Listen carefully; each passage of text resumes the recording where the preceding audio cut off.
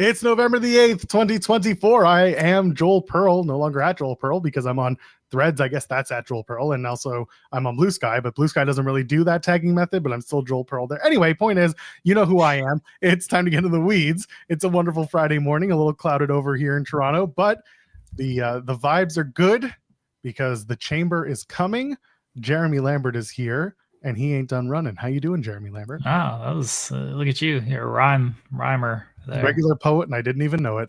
Yeah, I didn't want to use that. That was too easy. Yeah, I know. That's where everyone goes. It's easy, but it's good. It works. Yeah. How are you? I'm well. You're fired up. You were yelling at me backstage about stuff before we got on the air. I'll just let everybody know. Joel and I got into an altercation before this show started. Fists may have been thrown, he squared up, and so we had to throw down a little bit. And then I promptly got fired from the show, so I will no longer be. No, I'm kidding. You got fined and warned. That's all. Yes, that's right. Yeah. We crashed through a black curtain in the back, and then all of a sudden, all these people just kind of ran around the corner like, oh my God, we have to see what's going on here.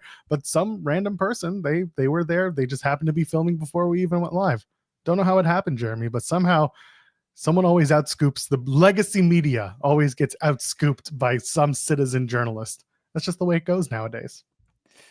What a time, Joel. What a time. A lot of Gabe Kidd stuff on my timeline this morning. I understand why. He does rule. I like Gabe Kidd. Yeah, I do like Gabe Kidd. The anonymous ITW general manager just said, why wasn't I called in for the fun stuff? Where's the CC footage? That's a very good question. She does run the show. Oh, well, you know what? Next time.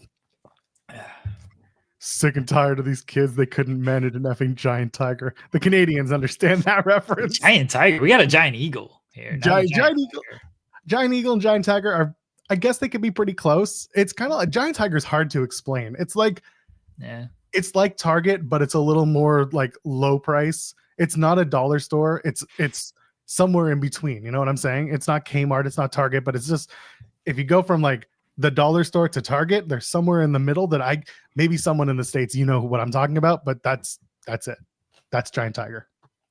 Well, groceries, it doesn't matter where you go. They're going to be about 75 cents here in the new year. So it doesn't matter.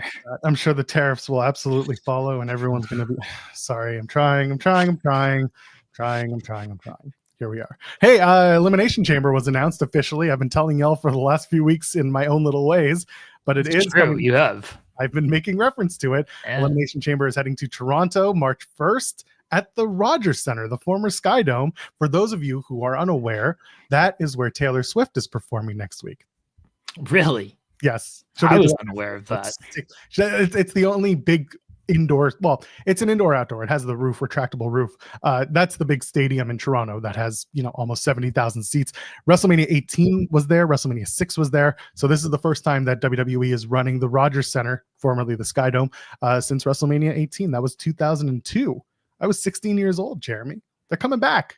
And also the press box is a billion times better at the Rogers Center than it is at the Scotiabank Arena. I can tell you that much. Can you give me tickets to the Taylor Swift concert? No, I have friends who are still trying. Wow. My MLSE contacts were just like, like, I don't know what you want me to tell. I mean, it's all Live Nation anyway, but yeah, it's I don't know. I don't know what's going on with that particular show. Taylor Swift or Elimination Chamber? The Taylor Swift stuff, because like she's got 6 days. They're 6 days. Yeah, I think she's got 6 dates here. And it's next week. And like, you can't give me any tickets to any of these shows right now. If you go on secondary market, it's like the cheapest one. And that's behind the stage, behind all the production. Yeah, it's like $3,000 and you're up at 500s. I saw that and I was like, nope. Yeah. I'm not paying that much for, no offense, but I just say can't shell out that kind of money. Can't do it. Oh, I'm all about Taylor Swift in the Elimination Chamber. Let's go. Her and Io Sky. That's a dream match. That's it. It's just her and Io Sky. No, Natty's going to find her way in because it's Elimination Chamber in Canada. Who else would be in that match? Chelsea Green and Taylor Swift having a little interaction. Oh, Chelsea Green trying to give a friendship bracelet to Taylor Swift, and Taylor Swift just being like batting it out of her hand and slapping her in the face. That would absolutely rule if that's where they went. Taylor's tall too. Yeah, she is. Yeah. She could win a title. She could be the new champion. Well, anybody can win a title. You know, it's not real. That is true. They do book the territory. Sometimes not so well. We'll talk about that. We'll talk about what happened on Wednesday for both shows, because I did not have much good times on both shows. Oh, nice. Joel's going to bury everything today. Let's go. I'm not. Oh, God. My kid's been home since last Thursday. That should give everyone an idea of how I'm feeling at this point. I'm a little burnt out. And also, we did TNA last night, and Moose won the X Division Championship. Yeah, I watched that. Granted, the match was good. I'll spend 30 seconds talking about this. Speedball put it over as one of the best, X Division matches he's had, and I get it because the match was actually really good. Moose knows how to wrestle. Speedball obviously knows how to wrestle. The two had good chemistry. It was a good match. I just think that Moose winning the X Division Championship kind of sucks, because all they're doing is having him keep it until the option sees it on Santana after Genesis in January. It's kind of what I'm leaning towards now. You excited for Nick Nemeth and Eddie Edwards? What did I tell you? They're just doing hey, we're at WrestleCade show. I don't even think we're doing a post show for that Turning Point show, because it's the night before Survivor Series, and there'll be a go home SmackDown that night that I assume is going to be pretty newsworthy, since the Bloodline will be around. Like, it has to be. Yeah. And it's a Friday. Like, the WrestleCade show will be fun. There'll be a lot of fun matches, but in terms of newsworthiness, the only thing that's going to be newsworthy is, Reckless Elegance are going to win the Knockouts tag titles. Everything else just exists. The Hardys are going to be there. They're going to do something fun. Yeah, they'll probably have a match against First Class and lose, and AJ Francis will look great, and everyone will have a good time. They're not going to lose in North Carolina. No, AJ Francis will look great, but they're going to lose. First Class will lose. Yeah, the Hardys are going to retain. All right. That makes more sense. Yeah, I don't think the Hardys are dropping those titles until Genesis, maybe. I don't know what their deals look like. If it's Genesis, then, all aboard the Royal Rumble train. Both people, people are going to start that speculation. Jordan Grace is winding down, so that's another person to keep your eye on. I figure she's going to be up until Genesis, maybe do her goodbye speech at the Live Impact in San Antonio, because she is a Texas girl. She lives there. And then that'll be that. That'll be a wrap on Jordan until the Rumble. And there's your TNA talk for Friday, November 8th. That was about as long as our post show was last night, because we stretched that out. They lost a match, the stuff that happened with Chris Bay obviously negated a match, and that sucks. They ran a dark match in its place from back in June. So it just kind of made things a little shorter. They had to stretch it out when it came to TNA. And of course, we still wish Chris Bay well. There's a Whatnot auction that TNA is running tonight. So if you are someone who shops on Whatnot or wants to support Chris Bay beyond the GoFundMe, there's a Whatnot auction that's happening tonight. So you can check that out. But other than that, that was just kind of what it was for TNA this week. It was just, we got to finish up what we taped in Detroit, and now they're going to North Carolina tonight and tomorrow. Should be fun shows. Maybe. We'll see. Who knows? Who really knows? Where are we? Where we're leaving a thumbs up. That's where we're at. We're at that part of the video where I tell you to leave a thumbs up on the video and subscribe to the channel if you haven't already, fightfuloverbook.com. And you can also donate a super chat. Any amount, get your question or statement read on the air. Anthony Cruz sets us off with a first one saying, what are your dream matches you want in AEW? Well, I don't know if you know this, Anthony, but every match in AEW is a dream match. I don't think I have it anymore, but I did a Venn diagram. It wasn't a Venn diagram. It was I don't remember what those things are called, but I can't remember, but it was Bryan Danielson. That if it involves Bryan Danielson, it's a dream match. If it doesn't involve Bryan Danielson, not a dream match. So. You have since taken that diagram and halved it, or maybe quartered it, because now he's a part-timer. Yeah, well, those are the only dream matches. They involve Bryan Danielson. Otherwise, a flow chart. That's what the damn thing's called. A flow chart. Actually, that is a really good idea. If it's just Bryan Danielson and it's just names along the way. I have no idea where it's at. That's what it is. It's Bryan Danielson flow chart. I think I still have a photo. I can pull it up on my Twitter, I assume. Do it. Maybe I can pull it up here instead of, hold on. You're going to find it, and it's just going to be nothing. It's just going to say Danielson over and over again. No, I told you what it looked like. I mean, I made it. Yeah, but the final connector is it Danielson versus Danielson? I found it. Hold on. Here we go. Oh, you got it? Okay, let's see this. I I gotta save it and then upload it. That was a whole production. Damn. How's that a production? It's what we always do. I get it. It's fine. Dream matches, anything involving Joel Pearl, the scale of Tony Khan announcement. Yes, he's done a pretty good job of scaling back on his announcement severity. Here's my dream match flow chart right there. Is it a dream match? Bryan Danielson involved? Yes, then it is. No, then it's not. That's it. That's my dream matches. Now more than ever. Now more than ever. Listen. I wouldn't make fun of my handwriting. This is it. We're waiting. It's going to happen. One day I'm going to have use for this graphic again. One day. Not today, though. Ava made a big announcement. They kind of spoiled the announcement. Like, I told you guys what it was. I told you guys it was Deadline. You did? Yeah.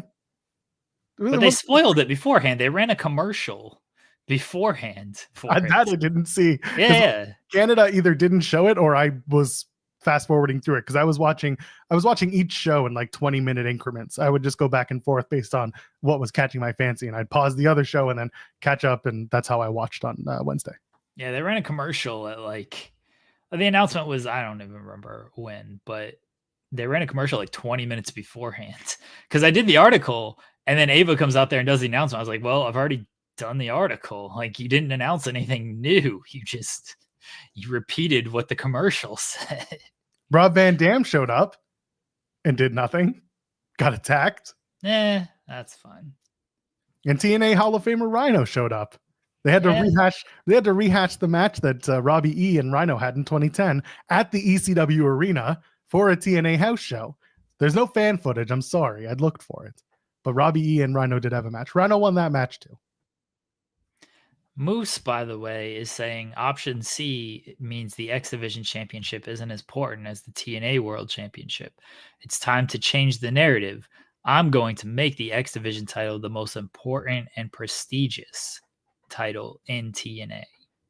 Until January, when he sees his nemesis, Mike Santana, holding the TNA World title, and he says, oh, fuck this, let's go.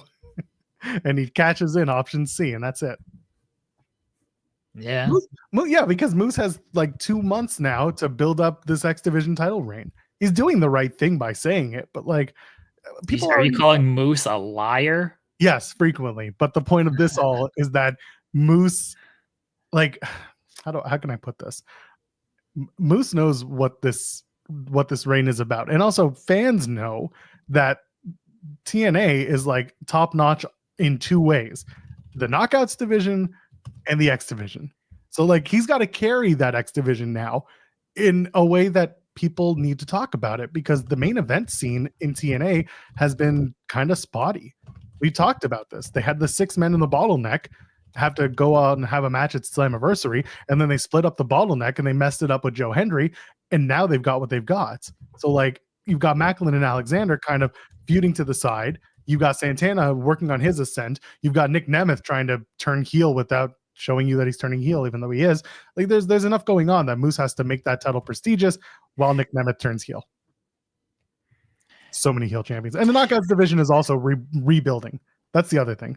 Like, I wouldn't be surprised if Indy Hartwell came over there. They could have just put the world title on Joe Hendry, and we could have, saved a lot of heartache. Got to put the world title on Baron Corbin. That's the new agenda. Oh, that would rule, actually. Yeah, Corbin rules. The second that the release was announced, I was like, well, the agenda is clear now. TNA World Champion. And I got pushback from people at TNA just being like, dude, what the hell? I'm just like, prove me wrong. Prove me wrong. Baron Corbin loves doing media. Baron Corbin loves being a shithead. He's perfect for TNA. It's great. Baron Corbin, he should be a big baby face. Big baby face Baron Corbin. Big baby face Corbin. Just go. Yeah, here's the BBC here with your news. Big banter, big baby face. Let's go. Big breakfast, Baron Corbin. Shout out to Fran's Restaurant, home of the Big Breakfast. We'll have to go back there when Elimination Chamber comes to Toronto. What else? I didn't want to rant right away, but we have been ranting. Can we talk for 2 seconds about the Street Profits stuff? Because I know you've been aggregating a lot of the or transcribing. I shouldn't say aggregating. You've been transcribing a lot of the interviews that the Profits have done, and you've been writing out some of these articles about how they've quote unquote been feeling. Are you at any point thinking that this is real and that they're upset? Maybe a little bit, but the more I hear Montez kind of talk about it, the more it all just feels. So I'll say the first time I heard it, I think it was with Daily Mail, Daily Star, and he talked about like we've been feuding with the Bloodline. Who's been feuding with the Bloodline more than us? And that all felt very storyline-ish. And then the more he keeps going about it, like I think he's actually done a better job at blurring the lines the more he's talked about. Like when he invokes like the bloodline stuff, it feels very storyline-ish. But when he just talks about like frustrations and being a singles person, then it feels more a little bit blended into reality. So I think it's a blend. Like I don't think it's he's like super frustrated to where he wants to quit or anything. I think it's a lot of he's just talking to like a character on a television show right here. But I also think there's a little bit of truth into it. Well, yeah, the truth in storytelling is important, and it's also part of kind of the WWE way of thought. You got to take a little bit of honesty, a little bit of truth, and put it into your story. But to me, it's completely it's completely a storyline. It's one of those we're gonna work our way into some sort of storyline on TV, because WWE talent, especially those guys, they don't breathe without the PR department, telling them to, just to put it bluntly. And every time people have been like, "Oh, they're upset. They're going to leave. They're going to go to AEW." It's like, no, they're not. They're clearly just working their way into the next story that they're doing. And if that's a heel turn, great, let's go for it. Because the Prophet's heel turn that they tried ended up completely falling on its face because they showed Lashley at a what was it? It was a tribute to the troops.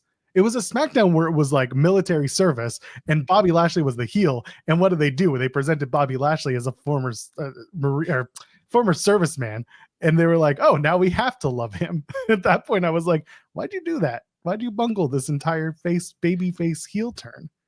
I also don't think like Booker T, and I know Booker, his opinions on wrestling, you can take them for how you want, but he did say something like sort of interesting. He said stuff about like, oh, he's got to find his own way and whatnot, but he said like he's got to lose the cup.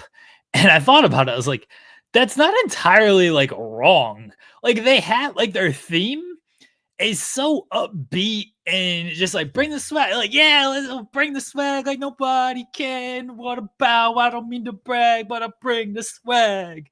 They rule. Like you wanna get hyped when they come out. Montez has got the cup and he's stirring it up and everything. Like he's had the cup shoot out of the sky. It rules. Big old waste that was. No one wants to like that song comes on and you're just like booing these guys. Like you want to get hype and dance with these guys. So if they're gonna do a heel turn, they got to change that theme is the first thing about it, because you want to bring the swag when they come out. They need to pull back the swag, and then we won't like them as much. Do a low key R&B song. We get Usher. Do Burn. Then we might boo some people. No swag. I kind of agree. You got to change the look. You got to change the appearance, and that also includes changing the theme song. Yeah, I don't see why you wouldn't. But I was curious to your thoughts, because I know that you cover a lot of this stuff, and to me it was like the first interview hit, I was like, all right, they're playing into something, and it'll turn into a heel turn, and it'll be good. And I'm sure them and Motor City Machine Guns will have fun after Motor City Machine Guns go through Waller and Theory, and hopefully break up Waller and Theory. We'll see how that goes tonight when they're on the Waller Effect Experience show he does. What's the show? The Waller Effect. The Grayson Waller Effect. Yeah, they gotta do something with Grayson, man. I've been beating that drum for a while. Grayson can be a good heel for them, and they don't care. Apparently 2K gave them all a different song with a slower.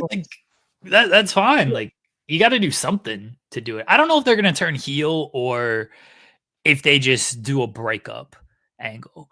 I think Montez is so good as a baby face. I don't really want to see him as a heel. Like, he's a great baby face. Again, fans just want to cheer him. You don't got to do a big dramatic turn breakup. You can just do, hey, we're going to go our separate ways for the time being. Now, the risk is somebody gets lost in the shuffle on that, but you can do something like that. Do it now so you can put Montez Ford in the Elimination Chamber in Canada again. Because it worked well the first time, and I'm not being sarcastic. It worked well in Montreal because he had a breakout Elimination Chamber for that show. Do it again, 2025. Why not? Right? Yeah. Then have him beat John Cena and go all the way to the World Championship match at WrestleMania. Nah, I don't know about all that. I mean, it'd be cool. I'm all for Montez getting this big singles push, and he should face The Rock. That'd be money. He should win that People's title. That's the match right there. Montez Ford beats The Rock for that People's title. Oh, let's go. I'm all about it. I want to see The Rock just get pinned by the entire young roster. See how that works. I'm sure his money will go well.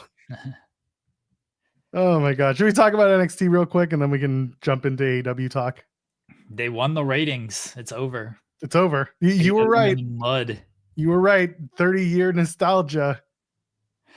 That's kind of insane, right? And I know like people are chalking it up to, well, it was an ECW show. That's why it drew so well. Like, that's not good.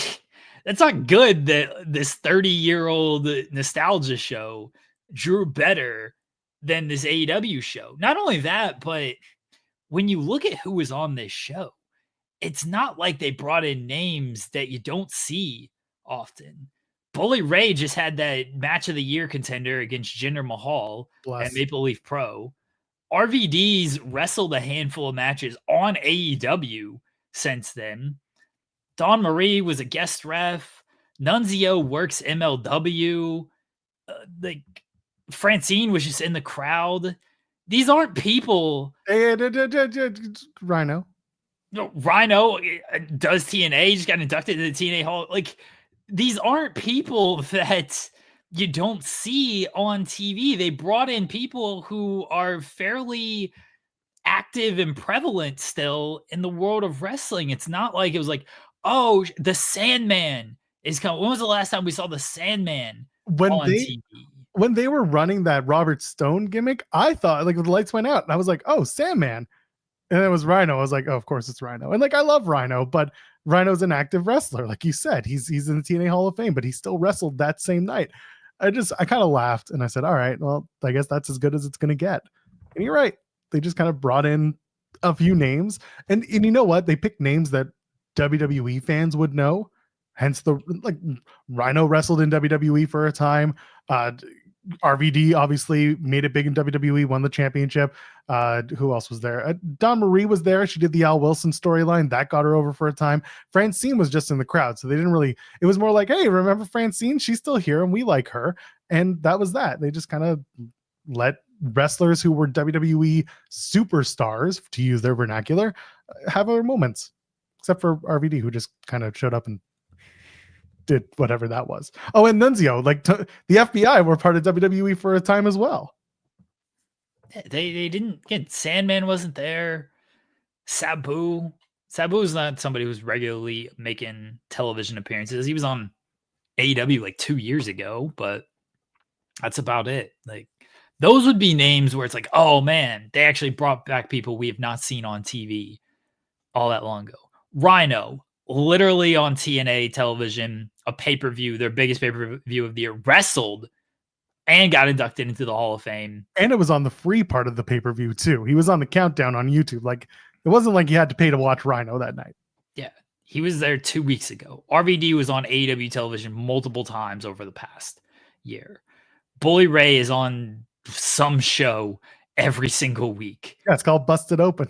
All that. But it's not like they drew a big number with stuff you haven't seen recently. Like, they drew a number with guys you kind of fairly regularly see. And I still don't think it's a good thing that a 30-year-old nostalgia show is outdrawing what AEW Dynamite did. And they headlined with the women. We talked about that on Wednesday. We both thought that would be the correct call if they go with that match and the main event, and they did. So they did a very good job of, bookending it with the two women's matches. And here's one thing that is upset me with AEW recently. Over the past month, literally since Dynamite 5th anniversary, that was the last time they started with a match. They are doing this opening promo segment way too often. That used to separate Dynamite. Get right to the action. Get right to the wrestling. We're the best wrestle, right? It's almost a mixed message of, hey, where we're the best wrestle. This is where the best wrestle. Anyway, here's a 15-minute opening promo to start the show. That used to be something that separated them. And now it feels very WWE light of, let's do a 15-minute segment. And I understand these are important segments, like Hurt Business opening the show. Okay, Moxley's been opening the show. Orange Cassidy's been opening the show. But the opening match used to really separate them. And now you don't get that. NXT did that very well on Wednesday. It's you know what? We're going to jump right into this hardcore match between Lola and Jada Parker. It's oh, cool. We're going right into that. Meanwhile, I like the Hurt Business, but you're getting talking on Dynamite. Yeah, and you and I talked about it. Opening with the Darby Orange Cassidy tag match would have been the play that you and I would have done, because that's also traditionally something that Tony would have done, because he loves both men in their opening contest, and it drew as well, coming out of whatever show they were watching before, a Big Bang Theory. So it was, but it always did well. This time, I kind of see what they may have been trying to do. Hurt Business is a WWE act, or at least it started that way. They were going up against a WWE product. Maybe they thought if they took, a former WWE champion and put him on the screen as people were kind of watching NXT, that would draw some eyeballs. If that's what they were going for, I get it. But I agree with you that starting off with action 99% of the time will get people invested quicker. Because you're not, unless you're bringing out Moxley for some, super duper heavy promo, you got to have an Austin to get a promo in the opening segment that hot to get people sticking around. And Moxley's good, but Moxley's not Stone Cold Steve Austin, for example. And I use Austin loosely because this all started in the Attitude Era, where you come out and in 99 or 98, you would come out and have a 20-minute opening promo just to set up your show. They weren't doing it here. They set up the match for Full Gear, and we'll talk about Dynamite stuff in a minute. But I saw what they were doing, but I agree they should have started with wrestling. That's what I would have done too. The fact that they've done it so often lately of starting with the promo. Again, October 2nd was the last time that they started with a match. They opened with Ospreay and Ricochet. I don't count the cold open stuff, because I'm pretty sure that show had a cold open as well. This is just what they've been doing. They do this cold open thing. Sometimes I think it works. Other times, I don't know, just get to some wrestling. And I don't even like wrestling. But October 2nd was the last time. And even before that, leading up to, they still started a lot with some promo stuff. But it's been a month. It's been a month of, we're going to open the show with a promo. This is what fans complained about for so long with WWE. It's why are we waiting 15 minutes to get to wrestling? Why are we opening with the promo? And that's what AEW did different for the longest time. They had a stretch of shows. It wasn't until Punk and MJF were there that they started with talking stuff as an opening segment thing. And I'm sure they did it every now and again before then, but it would always open with a match. Every single show would open with a match. And this one, nowadays it's what promo segment are we going to start with here? So I understand your point of, oh, maybe you want to open with Lashley Hurt Syndicate because it's former WWE. You want to attract the audience and everything. But the fact that it's become so commonplace makes me believe that really had nothing to do with that. It was just, this is the format of our show now. We open with a talking segment instead of a wrestling match. Yeah. No, and again, that's why I'm I'm half on and I'm half off with it, and I would have opened with Darby and Orange Cassidy because that match also had much more going for it. If you were going up against the Jada Parker Lola Vice match, for example, where they used an old college dorm sponge to get to the finish. come on, a brick. Come on. The brick was fine, but like that should have been the finish. You clobber somebody in the head with a brick. That's it. That thing crumbled in her hand before she even used it. It didn't look like a brick. I'm sorry. It's just there are certain things I can get behind, but that was one moment where I'm like, that's a brick? Yeah. No, dude, that's someone's old spooge sponge. Like, what are we doing? Yeah. It should have been the finish. I mean, maybe that's why they didn't make it the finish. It's like, that brick didn't look like it worked too well. So maybe we can't do the finish. Anyway, let me hit you with my ass. That's gonna hurt way more than this brick. Well, you know, they got some pretty hard hands of Pez brick. Oh, listen, it was what it was. This was the main thing from NXT that really annoyed me, and it should annoy you too because I told you this would happen. What did they do to the champions? Oh yeah, I told you. I was like, they're gonna get Ridge Holland to pin Trick, and then what did you have? I did it exactly the way it was supposed to go. Whoa, Buck, keep in the champ. Yeah. I was like, oh, I fucking told you. They did that, and then they had Zarya pin Roxanne Perez. So that's basically telling you what the deadline, or at least the next few weeks, title matches are going to be. And like, if deadline is all about the Iron Survivor matches, which they are, then yeah, those two title matches, they are what they are. Like, is it going to be Zarya and Roxanne though? Vaquer? I think so. I think Vaquer is going to win the Iron Survivor, and I think Zarya is going to get the deadline match because the title matches are not going to matter. The Iron Survivor winners are going to matter because I think those are the the man and the woman who are going to dethrone the respective champions. I think Obafemi wins for the men. I think Stephanie Vaquer wins for the women, and they want to put a lot behind Stephanie Vaquer, and she's got more work to do, quote unquote, in the PC than someone like Julia, who they see as like she can go up when she's ready or when they have the spot for her. There's more time to be spent on Stephanie Vaquer, especially as a champion, than there is like a Zarya. Zarya is going to be worked on and worked with, but like it's a bit different. So I feel like Vaquer is going to have that standout Iron Survivor match. She's going to win. Obafemi's going to win for the men, and then they're going to take the titles at their respective shows. Okay. And Vaquer's got a claim to a title match though. She pinned Roxanne in the tag team match at Halloween Havoc. I don't know if they're going to do a triple threat match, but I don't think it's off the table either. You gotta figure out the contender one way or another, because I don't think it's great if Ava is like, well, Zarya gets the match. Like, Vaquer has the same claim. They both pin the champion. So you got to decide whether they do a match against each other or they do a triple threat match. Like, it can't just be, oh, Zarya gets it, because then it kind of, it makes Vaquer's pinfall seem kind of meaningless in the tag team match at Halloween Havoc. And that's not great. Yeah, no, you could do Zarya versus Vaquer as a number one contender match. That's a pretty hot match. Or you could do it as a winner gets to go to, and this is the problem. If winner gets to join the Iron Survivor challenge, then you have to either wonk the finish so that Roxanne gets involved, and that sets up Zarya versus Roxanne at deadline, or you have Vaquer win, and then Zarya just gets the match because she is the most recent one to pin Roxanne Perez.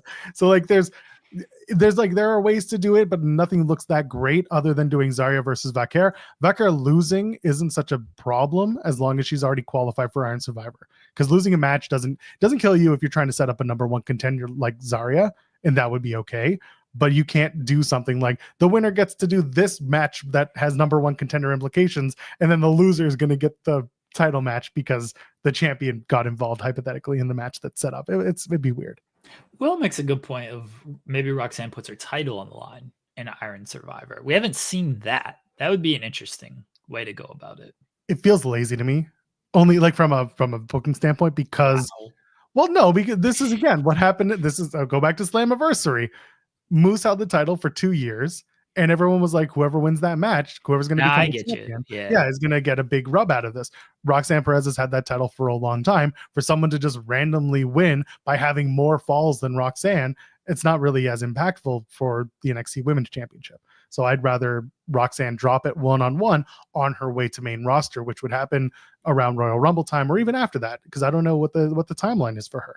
The reporting has always been that once she drops the title, that's when they're going to bring her up, and we don't know when that is. They should do the Iron Survivor match, and Roxanne defends the title in there, and she and let's say Julia, she and Julia both got like 2 falls, right? Neither of them, by the way, neither of them have been pinned as part of this match. Julia's not been pinned, Roxanne's not been pinned, but they both got 2 falls in this thing, and then there's like 30 seconds left, and all the other women are knocked outside of the ring. And Julia points to the center of the mat, and she's ready to throw down like Max Holloway and Justin Gaethje, and they just start swinging on each other. And then one of them gets knocked out and pinned in the final 3 seconds. That's the finish I would book. If Thea Hale, by the way, is not in the Iron Survivor this year, oh yeah, I'm quitting. I'm done. I agree. It's over. Sean in the chat mentioned the idea of doing a winner gets the title match, the loser has to go through the Iron Survivor. So you could make it sound, then this is kind of like, it works, but it doesn't, because the Iron Survivor then comes off as a more grueling match, which is good. It's all about how you present it. However, if you have qualifying matches for Iron Survivor, then it shows that you need to prove your value to join this match. So it's like, there's still a hole in there, but I don't know how willing people are to just kind of forego that idea. I think they won't care if it's fair. The loser of Zarya and Vecker just, okay, they pinned the champion. Now they're going to have a number 1 contenders match. The loser gets a spot in Iron Survivor to earn their way back potentially, and the winner gets the title shot. I think fans would be like, all right, sure. Yeah, and most people like us are not really paying attention to, the tag match. Stephanie Vecker pinned the champ, and now the other woman pinned the champ. Zarya did. That just seems the way it's going. But they should be paying attention to that. What do you mean that most people are not? Like, most people aren't. Most people are just kind of going by what is going on. I don't know how much of the continuity people are caring about when. Well, that's why you bring it up on television. You mentioned that they are, and the hope is that they do. The hope is that they do, but they don't always do that with NXT, especially. Okay. Book, she pinned the champ. Oh, chug it. I'm sorry, I'm done. I can't. And then, of course, Ridge Holland pinned Trick Williams. It's exactly as expected. It's exactly as expected. So you'll get Ridge Holland versus Trick Williams. It should be a main event on NXT instead of a main event on a PL. Not even a main event, but a match. I don't think they're going to headline it. It's not. No. That ain't headlining. The men's Iron. I think maybe the women's Iron Survivor match. I think just maybe Roxanne Perez title defense might headline. I don't know about that. Okay. Yes, but no. The finish would have to be Roxanne stands tall in the ring, and then the challenger for the women's championship comes out, and they set that up as a big deal. I guess New Year's Evil is another show that they're going to do, so you could do it on that show. Whoever wins one of those Iron Survivor matches, they get the title match at New Year's Evil at the beginning of January. They should put Trick and Ridge Holland on Level Up. They should. Actually, they'll probably do Trick and Ridge Holland at no, Trick and Ridge Holland will be at Deadline.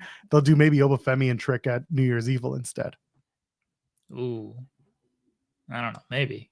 I don't know. But we don't know if there's going to be a PLE around Royal Rumble weekend, since they'll be part of all that. And if you have Roxanne drop the title that night before, that would be Friday. Maybe not. No. I don't know. They would do a Sunday show. Yeah, you're right. So it wouldn't be that. But maybe it'll be New Year's Evil. They'll just restart the promotion with the new champs. Yeah. Just like they did back in October when they moved to CW. Sean's saying that Iron Survivor winner generally gets the New Year's Evil shot. Yeah. See, Trick and Oba seems like a big time stand and deliver match. That doesn't feel like a free TV match. So you can do that match on TV and have Oba win and then do the Trick. Because again, they love Trick chasing. Then they have Trick win. And what happens? He gets lost in the shuffle and he gets buried in it. Because they're putting him against Ridge Holland. Well, I get that. And also they brought back, they went right back to Ethan Page, which is not a knock on any of Ridge Holland different. No, it's not a knock on Ridge Holland. Oh my God. It's not a knock on Ethan Page. I keep wanting to call him illegal. Instead, they keep having Trick, do the chase, big moment, wins a title, and then nothing really happens after that. So the feeling is, if Oba's going to win at let's say New Year's Evil, then Trick will just chase again until Stand and Deliver, and maybe to actually lose this time and move up to main roster from there. Okay, what if Oba takes the belt at New Year's Evil, Trick's in the Rumble, that's his call up, Stand and Deliver main event, Oba Femi against Joe Hendry? I don't hate it. Have they had an interaction before? I don't think so. I don't recall it if they did. Maybe online. I'd have to check it out, but I don't think they did anything. But it's a match. We can't continuously sit here and pretend that Joe Hendry is this great wrestler, because he's not. Wow. He's not. He's a good wrestler, but he's still learning. He's still figuring out a lot of these styles. But like the match with Nemeth was okay. It wasn't great. It was a TNA main event, which is not like it wasn't what it could have been. It was a co-main event. So there you go. I don't think that there is enough on Joe to stand alone. And that's okay. You can get there. He's clearly made big strides in his presentation, in his work ethic, in his ability, but he's just not there right now. And I get why they didn't do a title change for him. For TNA? From a wrestling standpoint, I do kind of get it. Who cares about the wrestling? Put the belt on the hottest guy in the company. But the problem is they do. They care. Do they? They do. Do they? Yeah, Moose is the X Division champion. I don't think they care that much. I think they care enough that they wanted the Hardys to have their thing, and that to be the only like nostalgia act running. Stupid. Dumb. I'm not saying Joe Hendry needs to win the NXT title. I wouldn't have him beat Oba Femi. I'd have Thea Hale beat Oba Femi at Stand and Deliver. Let's go. I had the pencil there, but like, Joe Hendry's over. Like, he's definitely over. So he can have a big spot like that. The crowd's gonna react huge to him. He doesn't need to win. It'll be okay. TNA's just in a different spot where they got to go with the over guy, not the. And Nemeth is a good wrestler. There's no knock on Nick Nemeth, but you got to go with the hot hand when you're TNA. NXT is a little bit, you don't got to quite go with the hot hand. You can kind of just book how you want, and it'll be okay. But they've also gone with the hot hand. Like Trick Williams is a hot hand, and that's who they've gone with. Yeah, but they've also loved Trick chasing to be the hot hand. Trick in the chase has been the hot hand. Trick as the champion continues to cool down because they're not giving him a good enough story to run with. Yeah. And unfortunately, for TNA, at least in this case, the X Division is not about weight limits, Jeremy. It's about no limits. I've heard that. Yes. I've heard that before. Yeah. So Moose can hold any title he wants, even the X Division championship, the one that had eluded him for his entirety of his career up until this point. It's okay. Did you know that Moose has a 5-year deal as of last year? Did you know that? Yeah, we got in trouble for finding that out. Boy, did we. Oh, good times. Love this show. What else? Was there anything else from NXT, from NXT Dream Championship Wrestling? I don't think so. I watched that whole show. I watched. Yeah. It was like a fine show. It wasn't anything like super great, but it also wasn't anything offensive. I was honestly, I know we don't do ratings talk. I was surprised that it won the night. I really was, and it's not that numerically nothing shocks me anymore numerically. Fair, but I was a little surprised. I was, wow, really? That they put on that show and it beat. I thought AEW was smart to just kind of do their own show, and AEW had some like kind of big stuff on there, like first appearance of Hurt Business kind of together, Darby and Orange Cassidy teaming. A Ricochet mystery partner and everything. Like they had some stuff on there. Adam Cole against Malakai. It's like, oh man, I thought NXT. You know what NXT did well? That I'll give them credit for. The format of the show was very good. I know we kind of talked about it, but bookending it with the 2 women's matches like that. Put it, and the ECW stuff was basically in the middle. I know Dawn Marie was the special guest referee for the first match, but it's not like she was just the guest referee. She didn't like get involved. But also, it was a anything. good way to set the tone that like this is the ECW night, so like it was the right place to do her too. Right. Again, she didn't like do much of anything. She did what she needed to do as the special guest referee, and it was like cool. But they closed it with NXT stuff. They didn't close it with, hey, now let's get Francine and Dawn Marie in the ring to celebrate with all these women and everything. Like they closed it very well. I thought they paced it and formatted it very well. And I think that helped with everything. Again, they gave, we talked about it on Wednesday, they would be smart to close with that women's match. And they did. And they set it up the entire night. You know, they did the vignettes of all the girls except JC Jane got sunglasses at night, which was hilarious. They all did. And that burned me up. I was like, you're not cool. It was hilarious. Oh, like they promoted it throughout the night of like, hey, this is our main event. This is our main event. It's like, all right, cool. And then they had the kind of the ECW stuff in the middle. Like it was a well-paced, well-formatted show. And I thought AEW was a good show as well. But I was just surprised at the numbers, really. And usually I'm not surprised by the numbers, but I was a little surprised by that one. Yeah, like I said, numbers no longer surprise me. Welch hasn't sent a super chat saying, what do y'all think about the WWE ID talent? WWE ID did announce their first 3 announced talent: Zeta Steele, Bryce Donovan, Cappuccino Jones over here. Did you read where he's from? Yeah. Coffeyville, Kansas. Coffeyville, yeah. Yeah, shout out. That's a great. He's gonna. I don't know what he's gonna do. I can't say I'm like familiar with his work or anything. His finisher's the Froggy Brew. Yeah. That dude's gonna get over in NXT on gimmick alone. Like he's gonna get over just on that. Rules. So Zeta Steele's legit. She's good. I look forward to seeing more of her now in this program. And the general feeling was that once she worked Marigold, it was like she's going to get invites from WWE. She was very well received, very well liked, and now she's part of the ID program, so it makes sense. And Bryce Donovan, this was the big close-up face that a lot of people thought was going to be what's his face? Charles Mason. And I saw it and I was like, oh, Charles Mason doesn't have like a scar above his nose or the bridge of his nose. But no, it's Bryce Donovan, and he's a guy that I've seen around, but I can't always. He's on Wrestling Open a lot. Yeah, he is. Oh, yeah. Good for him. He's a Long Beach boy, so I'm sure that Andrew Zarian's very happy. Well, now we can start. You know, now that we got some names here, we can start like looking at their independent win-loss record. And so if they continue to just keep winning, we can be like, oh, these WWE ID people, they'll never lose.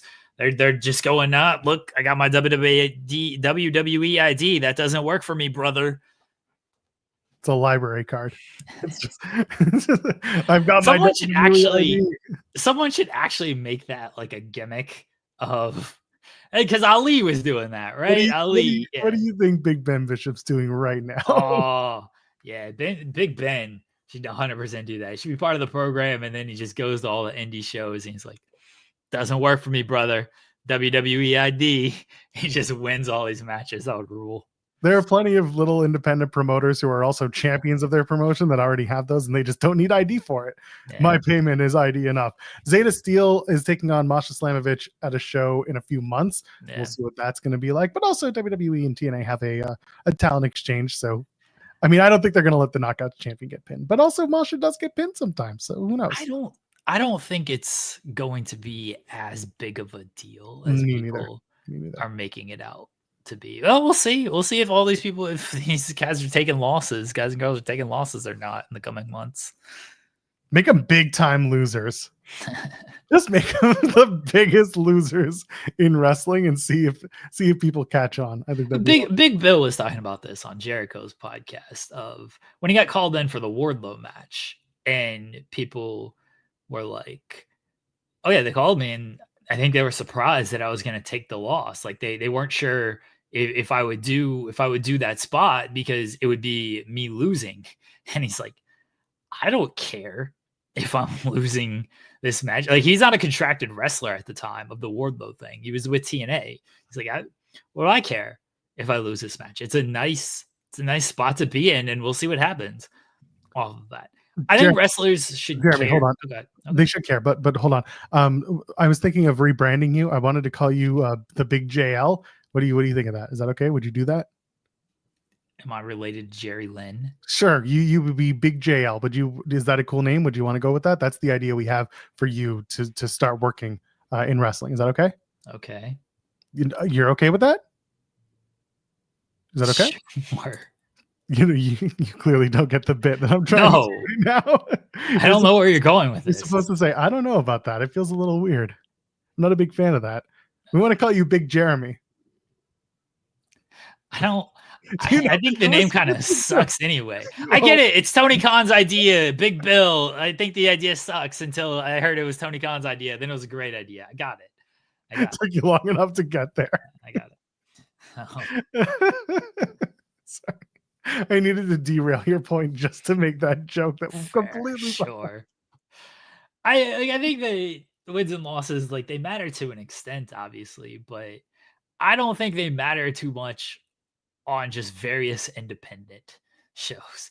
I don't think WWE, like Charlie Dempsey lost in a Bloodsport match. Like, it's fine. It'll be okay. WWE fans aren't checking up on all these indie shows. Be like, I can't believe Charlie Dempsey lost this Bloodsport match and got choked out and tapped out.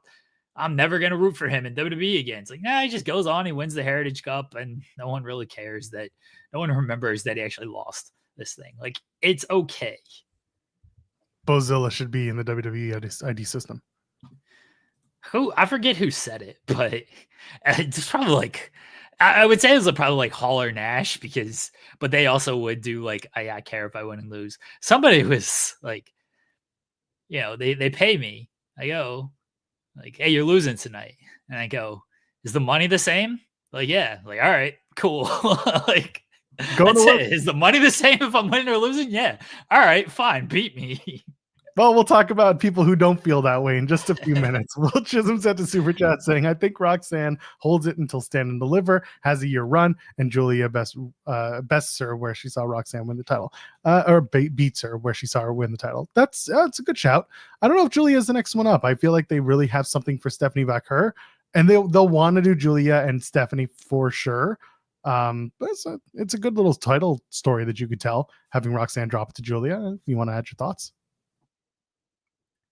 They got so many good options on this best women's division in wrestling, as they like to say. Yeah, they went back to that. Yeah, they got so many good options. It could be Julia, it could be Vaquer, it could be Zarya. Like, I don't know if they've made a decision. Maybe they have. Maybe they do have like an endpoint on this.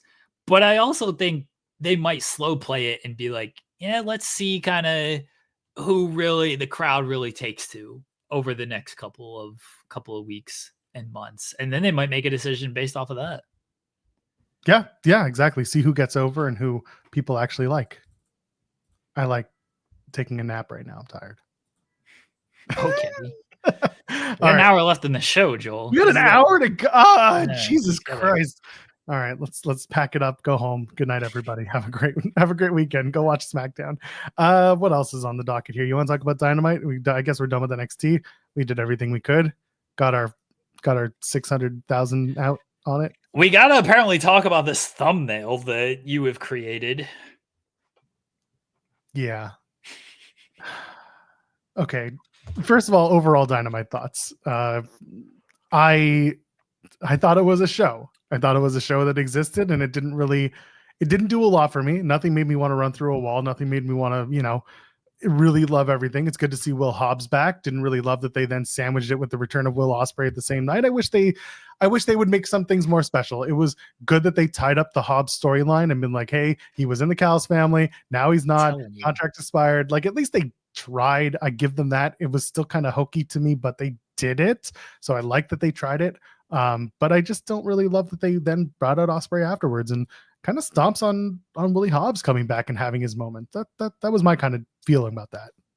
I keep telling you, Don Callis is a terrible manager. The Doc Rivers. I can think of one worse manager, but we don't have to talk about him yet. The Doc Rivers of AEW, Don Callis. He lets a contract expire. You got like 3 guys under contract. You can't keep track of them. Terrible. He's not a contract guy. Then get a guy who's a contract guy. You like again, it ain't like he's gonna keep track of 15 people. Until 2 weeks ago, he had like 4 people under contract. Hobbs was one of them. Your spreadsheet ain't that big. It's pretty easy to keep tabs on 4 people. Maybe they just need to get Smart Mark Sterling on the team. Awful. And then the premier athletes can become Don Callis guys. Awful. Members of the family. This is all going to anyway. What a short contract, by the way. Was it? It was like a year or so, wasn't it? Yeah, it's a short contract. Listen, I'm sure Malakai Black wishes he was on that contract right now. Well, before we get to him, I'll say this about AEW. I got to concede on the Moxley storyline.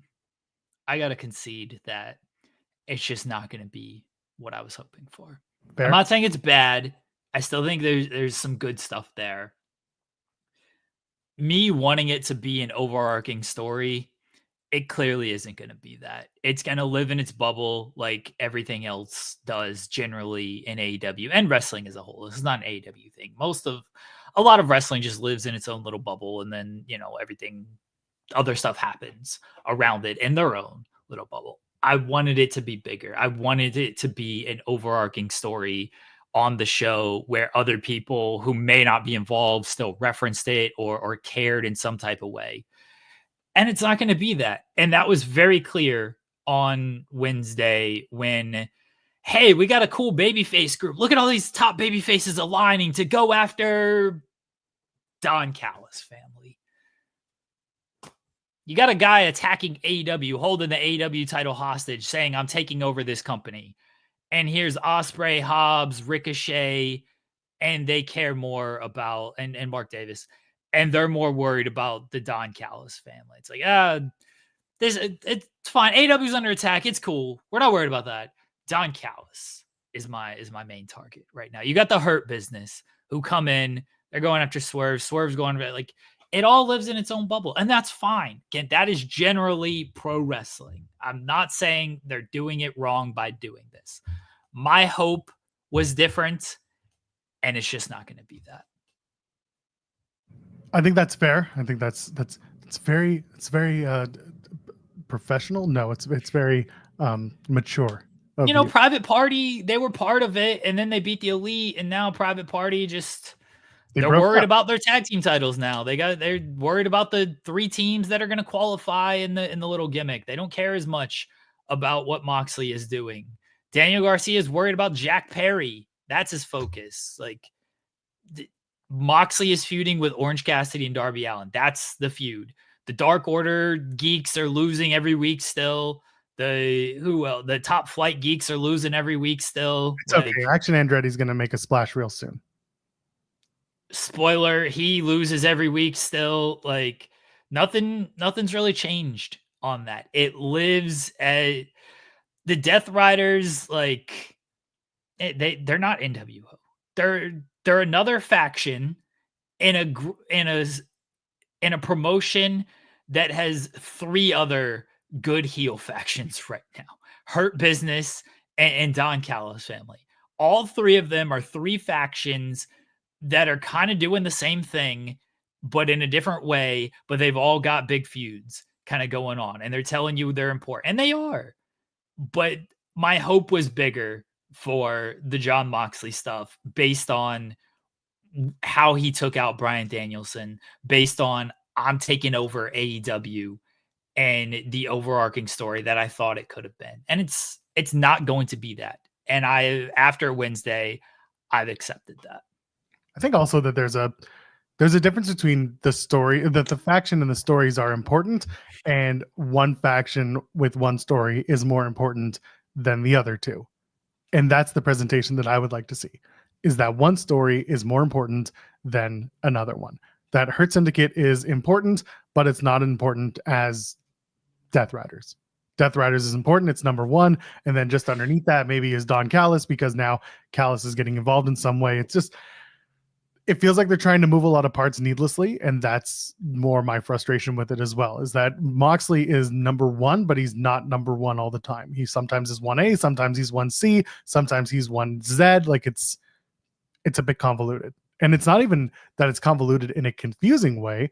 It's just that there's too many, I guess, can't say cooks in the kitchen, but there's just too many irons in the fire that they're trying to tell these similar but different stories. And it's, yeah, I understand where you're coming from. It's been an AEW thing for the longest time, is sometimes the hierarchy isn't there. You got 3 dominant heel factions. They're all good in their own right. They're all different in their own right, but they all live in their own bubble as well. Again, the Jon Moxley stuff I thought should have been a bigger overarching thing, and it just hasn't been that way. Nobody else has cared what Jon Moxley is doing. The only people who have cared are Orange Cassidy and Darby Allin. Then the people who have cared now don't seem to care as much anymore. So this is actually a really good conversation piece, because Big Man Dogs is saying they're not even presented like the Bloodline, who are somewhere between NWO and regular faction. Now, I would even take out the comparison and just talk about, and just use the word presentation. And you look at the way that, let's say, the Bloodline are used. They are opening up the show or closing the show. Very rarely are they, crossover, and there may be little, segments throughout, but those are your 2 biggest segments, the opening and the closing. And I get that Dynamite likes to switch it up and have different matches main event and try to put a lot of people, in the star position. And I get it. There is a use to that. But when your number 1 story is supposed to be something involving your world title and Moxley, and the story of taking over AEW, or at least rebuilding it in his image, when there is an owner backstage who still runs the show for all intents and purposes, that Moxley story could be number 1 when you open the show, or it could be number 1 when you close the show. Doing it in the middle or doing it in between, it almost takes away from the specialness of the presentation, because Bloodline are never in the middle for the first time. They're always at the beginning, or they're always at the end. And I feel like if they did a presentation like that, you would get much further. And I get that they didn't even do that. They had the first match, but it was after the Hurt Syndicate stuff this past week. And then the main event, at that point, knowing it was Willie Hobbs, and this is not a slight at Willie Hobbs coming back again, I liked it. I would have put that thing second. That match would have been the second. And I would have put the Darby Allin tag match last, especially with the way they walked the finish. They didn't do a finish. They had a beatdown. You could have done that, and you could have ended Dynamite with something like that. And I think it would have been better. And I think we'd be having a different conversation about the strength and weaknesses of Dynamite on Wednesday night. I don't know how you feel about that whole thing. I'm going to push back on one thing. Bloodline was crossover on Raw. Yes, and that's why, again, the crossover is always that weird segment. Yeah, it's because the crossover is like the number 2 segment. It's like, or the number 3 segment. You're right. Sometimes the Bloodline is the crossover, but by and large, when it's hype, when it's big, they're the open or they're the close. Roman Reigns tonight on SmackDown will either open the show, close the show, or both. You're not going to see him in Seg 3. He's not gonna have a match. He's not gonna have a run in the middle of some random tag match in Seg 7. Like he's gonna be Seg 1, or he's gonna be Seg, what is that? It's not 16 because that's a 3-hour Raw, so it's Seg 10, 12. Regardless, he'll be the beginning of the end. Segment 1, it's a TV block. Yes, I know, I get it. Yeah, you get it. Yeah. Okay. I get what you're saying. I don't think it's bad that it's crossover all the time. Because you can still make that important. I think the bigger issue is you just got too many of the same factions kind of doing the same thing. And so that loses uniqueness. It's like, okay, here's one big heel faction. Here's another big heel faction. Here's another big heel faction. Like, they're doing all of that. Like, when Bloodline was Bloodline, how many top tier heel factions were they trying to present on that same level? It was Judgment Day, but they were on a completely different show. Otherwise, there was not some big time heel factions on all these other shows. It was instead baby faces trying to be like, how do we take this group down? How do we go after this group? So that's the bigger issue. It's not so much of where they're slotted, and it's that you could tell me Don Callis family is trying to take over AEW and change it. I'd be like, yeah, Sure, they're trying to kill Will Ospreay. You know, they're doing the will he won't he stuff with Mark Davis and being like, oh, Mark Davis, like this is who you should be, type of thing. You know, it's Hurt Syndicate. They're trying to kill Swerve. Hey, Ricochet, want to join? Hey, Leo Rush, want to join? Will he won't they? Like, it's a lot of similar stuff with just different places there. And again, the fact that like you got Daniel Garcia, why isn't Daniel Garcia out there fighting these dudes? Where's Private Party to fight these guys? They don't care anymore because, oh, Private Party won their tag team titles. Okay. Daniel Garcia is more focused on Jack Perry right now. They should continue to want to fight, you know, the people who they were fighting. And then you got Conglomeration showing up. Like, that's fine. But they're also part of the Jericho stuff. So it's too much crossing or overlap when it doesn't need to be. It needs to be a little bit more focused on one group. I like that the Conglomeration came out, by the way. Good. They've been part of it. They should be coming out to help fight them. But then you got the crossover stuff into the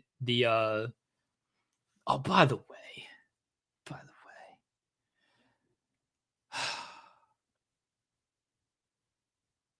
John Moxley's killing all these people. Here comes the Conglomeration to make the save and stuff. What did they go to right after all this, Joel? What did they go to? Well, they were going into the tag team match to set up the 6-man. That's where they were gonna go. Yeah. But before that, here's Renee Paquette with Ricochet. Oh, your husband is trying to kill people. Stop it. I'm not going to go as hard as Bully did because I think that Bully's idea was fucking stupid. Your idea sucked too. Bully's was much worse. It was way worse. The way that he put it out there was not good. I would never, ever, ever in a million years pitch that. Again, I think the idea of doing some sort of like, we're not seeing each other right now is okay. I think the idea of trying to bring more into that, like Bully tried, no, and that doesn't work. That doesn't, no, never. But again, you can't have the elephant in the room and then, she show up and be the elephant in the room. Hey, I swear they're doing it to piss me off at this point. What was the point? You had the opening match. It gets into a DQ because everybody comes in and blah, blah. You do the big brawl. Oh, here comes Conglomeration. Conglomeration's in the ring. Okay, bring out the learning tree to do that. Instead, Conglomeration's in the ring. Here's Renee Paquette backstage with Ricochet. Why was that segment even there between that? It made no sense. Where it was like in general. I think the idea was that they were trying to think that like, oh, because the Hurt Syndicate just got to the back, even though it's been 10 minutes, let's follow up with where the Hurt Syndicate are in the building. And it's like, somebody overthought where they were, like, oh, it makes sense here because they're now just walking together through the building. And I'm going to end this with just the point I'm going to make is I think Ricochet is going to turn heel very quickly. I think he's going to join them because what happened at the New Japan show? What happened at was it Power Struggle? That was the recent one. Names are gone. At Power Struggle, Ricochet was effectively the heel voice, and the show is a co-branded New Japan AEW show. So to me, that makes me feel like maybe they're going to turn Ricochet heel. At the same time, sometimes they just be like, oh, the best wrestler wins, and that's fine. But like to me, it almost felt like Ricochet came into New Japan as a heel, and that was almost tipping the card that he's going to turn heel because he's gonna I don't know what the Takeshita situation is for the international championship match that they are or are not having, but I feel like if they do one, Takeshita wins and Ricochet gets pissed off and he goes to the Hurt Syndicate and joins them and works with them. Ricochet is going to join the Don Callis family. Fine, I don't care. Listen, I just want to turn heel. I don't think it was really a heel turn in New Japan. He got a big pop coming out there because they had Shota out there and the crowd was booing Shota. So Ricochet got a big pop coming out there. I don't know if it was a full on like heel thing. It was just he went after the champion behind.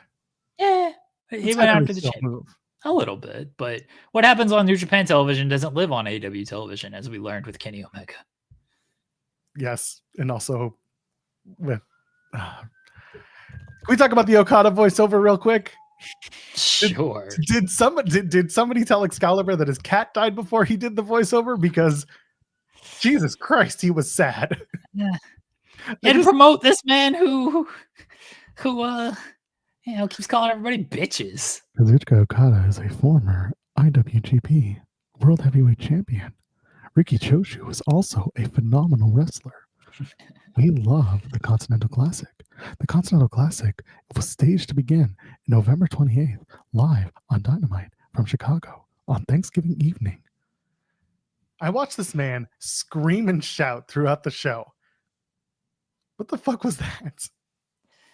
I love that, like, the people like, oh, the aura is back with Okada. Like, the dude's been in the company for like 6 months and they already took it away. Like, it's not good that they had to do this to make you feel something with Okada. Before the commenters come after us about how we feel about AEW, keep in mind we shat all over NXT as well. So if nothing, we are equal opportunity haters. I thought the video package was fine. Like, the video package was fine. The audio and the presentation behind it left much to be delivered.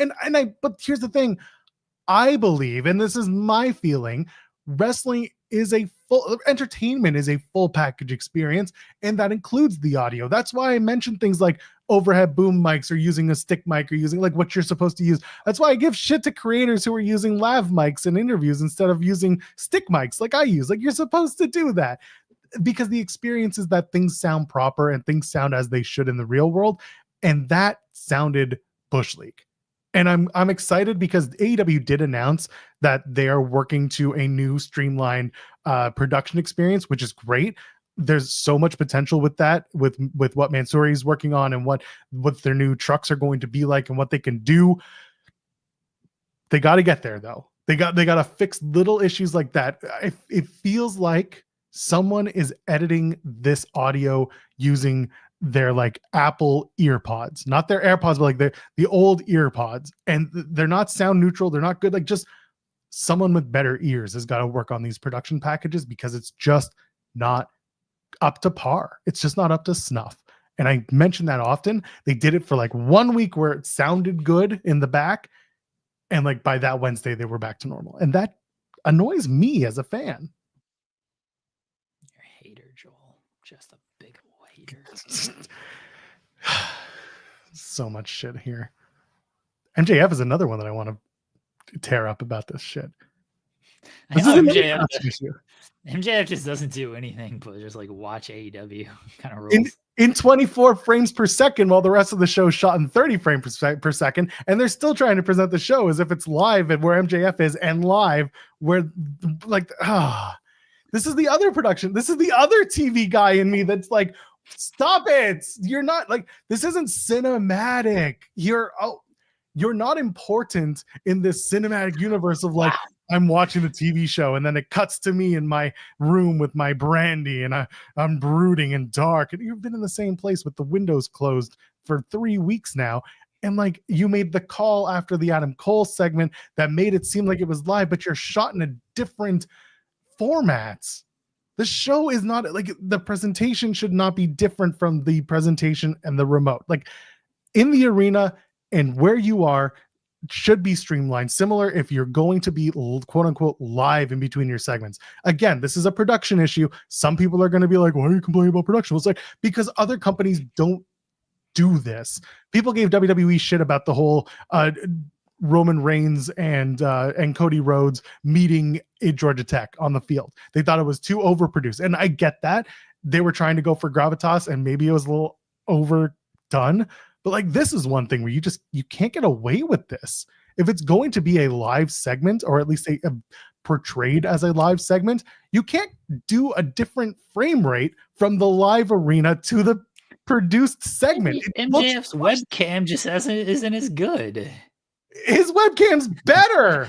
The frames per second doesn't mean something's better. That's also a common misconception, by the way. It's just the shoot. Okay, you want to know how this is how far we do it. When we shoot interviews, when Tim shoots interviews with me, he shoots at 23.9 frames per second because it's more cinematic and it looks better. The MJF stuff cinematically looks better because of the frame rate that it's shot at. In the arena, though, the action, you want a higher frame rate because you've got more lighting, you've got faster action, like you've got more going on. So it makes sense. Most TVs are doing at about 30 or 60 frames per second, and it's okay. But you cannot mix the frame rates on a live show. If you're showing me like a Death Riders pre-produced package, sure, you can shoot that in 24. That's okay. But you can't show me like Moxley immediately replying to Orange Cassidy after Orange Cassidy cuts a promo in the ring. Moxley's outside and he's on 24 frame per second, and Orange Cassidy's at 30. And it's fucked. I don't like it. Somewhere Max was told this is better, and Max said we have to shoot me like this. I don't care what the rest do. That's obnoxious to me. Okay. Let's rein it in a little bit here, Joel. Never. It's going to get worse in a few minutes. And let's talk about the best segment of the night. Mercedes and Camille. I've watched this thing like 300 times and I cackle every single time. I don't even know what they were going for. But maybe Camille is stupid and dumb, like Mercedes said, because she's like, you missed her. Yeah, you pulled up like 5 feet short of her. That's how you missed her. You got to keep going there. Because otherwise, how did you like hit the guardrail, but then back out? Because she was like, there was like 20 feet of space between the guardrail and the car, and Statlander's jumping out over here. And then Statlander comes around, goes all the way around to get Mercedes and pulls her out. I don't know what Camille's doing and all this time getting around, but Statlander's got to pull out like this. Camille like gently grabs Mercedes and like, hold on here. Let me gently set you down here. And then it doesn't matter to Statlander. She just beats them both up. Anyway, I have laughed so hard at this segment. Everything about it was the funniest thing ever. I don't think it was supposed to be, but I don't care. This ruled. This absolutely ruled. I watched this little car thing. I slowed this thing down. I was like, how does this work? Why are the guardrails knocked over? But Statlander's here. The car is way over here. Did it run into the guardrail, but then back up? But then there's no dent in the front of the car to see the guardrail. Like, what happened? It's like she just pulled up short and the wind knocked over the guardrails. And Mercedes just being like, you missed her. Are you stupid? Are you dumb? You can't do anything. I was like, yeah, you tell her, Mercedes. She can't drive worth shit. The thing about Camille is that she's super against aborting anything after it's been expelled from the body. So you need to get that first with Camille. Sorry, I did it. I'm sorry. I've been thinking about it. Fuck. I can't. Jeremy seems a little too knowledgeable about the topic. I'm knowledgeable about drive-by. Oh, this one really drive-by. Like a hit and run. Hit and run. Here's the other thing. It's like next week I need Mercedes to approach Moxley and be like, hey, I know you know some stuff about offing people. I need your help. And Moxley just be like, yeah, I got you. Hold on. Let me get the bag for you. Let me show you where to go. Where's your girl? Oh, don't worry about her. All right. That's it. This was amazing for all the wrong reasons. I don't think it was supposed to be in this manner. Oh man, I laughed so hard at this segment.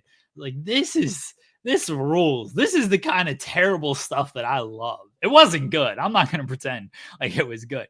It was awful, but it was the kind of awfulness that I appreciate. I thought this ruled. Scott was at the show and he said that they showed the arena, the pre-tape. Like they showed it live in the arena. Oh, before Dynamite started. So like you saw it happen live when they taped it. That's amazing. That's also something I can't believe they would have done, but I guess they did it. Sure. Where's that guardrail? Don't to fuck on me. This is what I'm scared of, man. We talked about this and you brushed it off, and I get it at the time, but like it feels like they're gonna start a Camille redemption story. It feels like there's nothing to redeem Camille. Like, believe me, I know, but the point here is that they might be. Well, there's one thing Camille's gonna love is this type of statement. They're gonna groom Camille to beat Mercedes for the title. I think Camille's fine as a wrestler, but like they haven't given me any like this partnership has done nothing. Mercedes wearing her 12-inch heels so Camille doesn't look quite as big. Camille just beating people, but like not beating anybody important, and then not even helping Mercedes. Like Mercedes didn't need Camille's help in the Britt Baker match. She didn't need her help in the Shida match. She just won these matches. Like, this partnership has done nothing for it. It's done nothing to make me feel bad for Camille. I'm on Mercedes' side. I'm like, yeah, you know what? Stupid. And again, they're doing Statlander and Mercedes at Full Gear, which is good. Happy with that. We talked about this.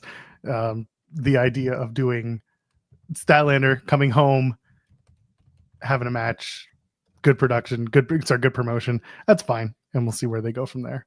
But man, that existed. Guess we got to talk about it now. Adam Cole, Bebe, is up to, in his story, if it were, trying to get to MJF. Roderick Strong will presumably beat some dork on Collision to get to 2 as well. Adam Cole defeated Malakai Black. Roderick Strong does not beat a dork on Collision. Who's he going to beat? He beat someone who probably should have beat Roderick Strong. Well, he beat Shane Taylor, so who's next in that family? Lee Moriarty? It wasn't anybody from Shane Taylor Promotions. I don't know what they're trying to do. Has it happened? Did they tape this week? They taped Collision. Yeah, they taped Collision. I thought Collision was live this week and taped next week. All right, I messed up. I want a spoiler. Mute yourself. You want a spoiler? Mute the show. Yeah, you mute yourself in 3, 2, 1, go. Roderick Strong beats Beast Mortos. Love it. Baffling. I love it here. Baffling. Amazing. Okay. Yeah, here we go. I want to pull these up real quick so I don't screw myself here. Yeah, okay. Yeah, that happened exactly what I expected. Yep. Okay. Yeah. Okay. Yeah. Okay. Attacked. Yeah. Yeah. Oh, yeah. Oh, that makes perfect sense. Great. Awesome. Wicked. Glad we came here. Great. Okay, good. Cool. Just checking up. Adam Cole beats Malakai Black. The way that it happened got a lot of people talking,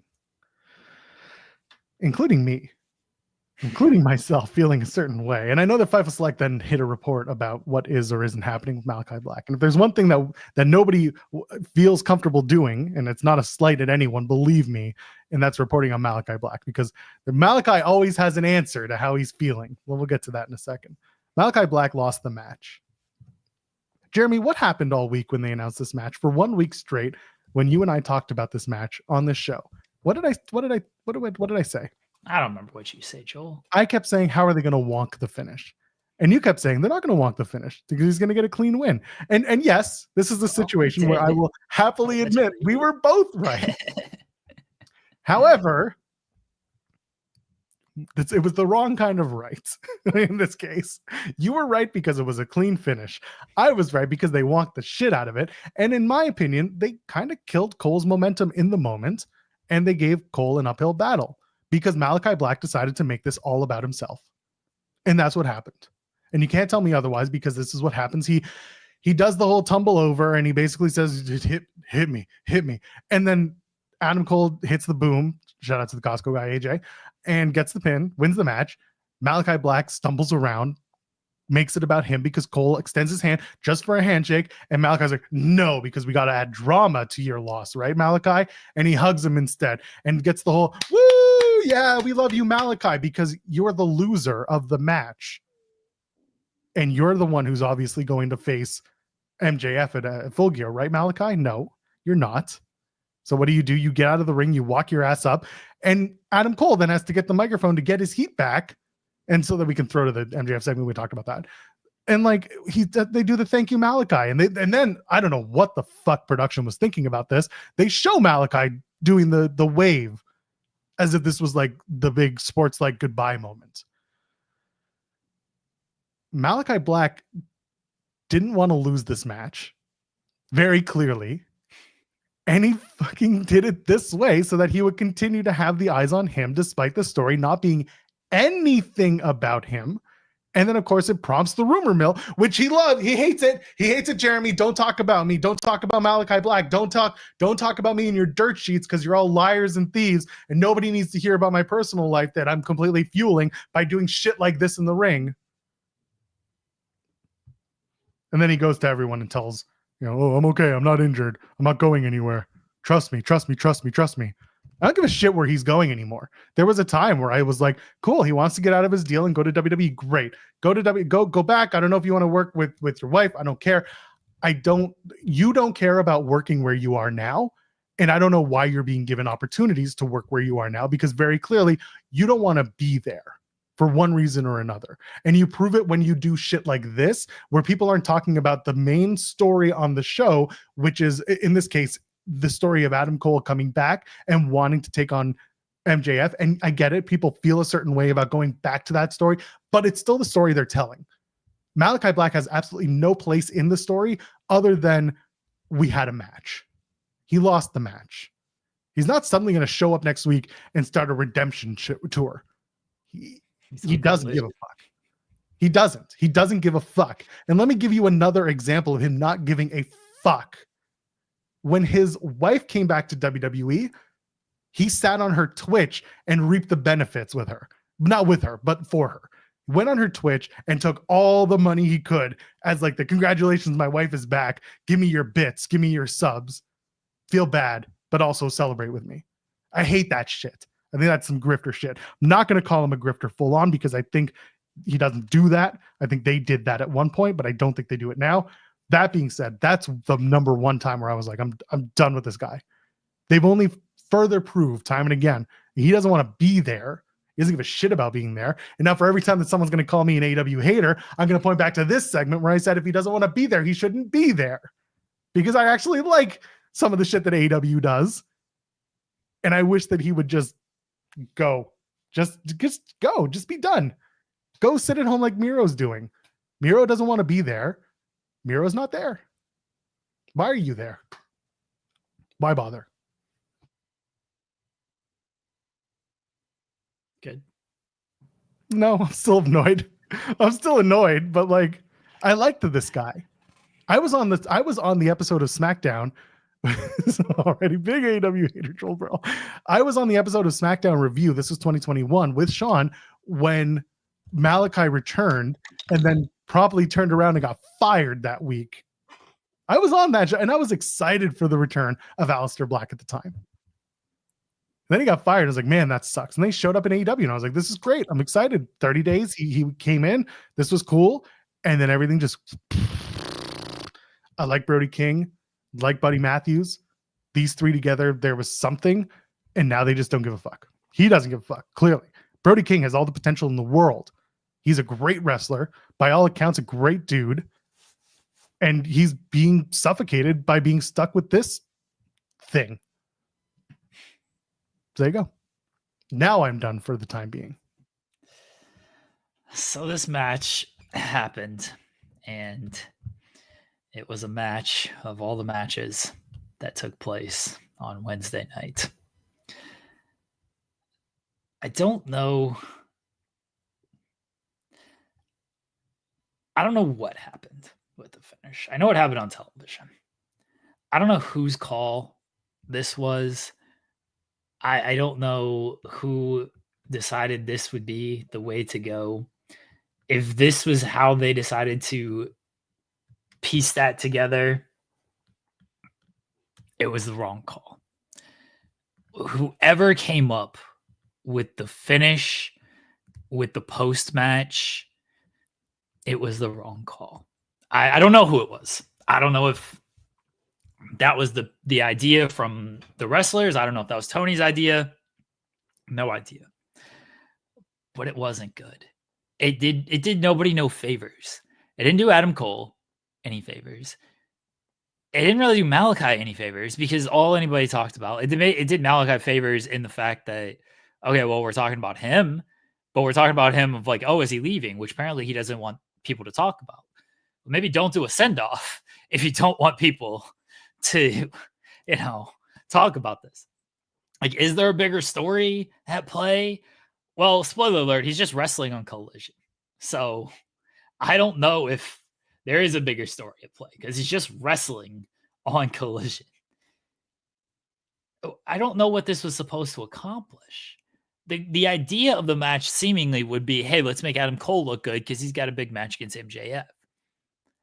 But it did make Adam Cole look good. Yeah, the match wasn't good. It just wasn't a good match.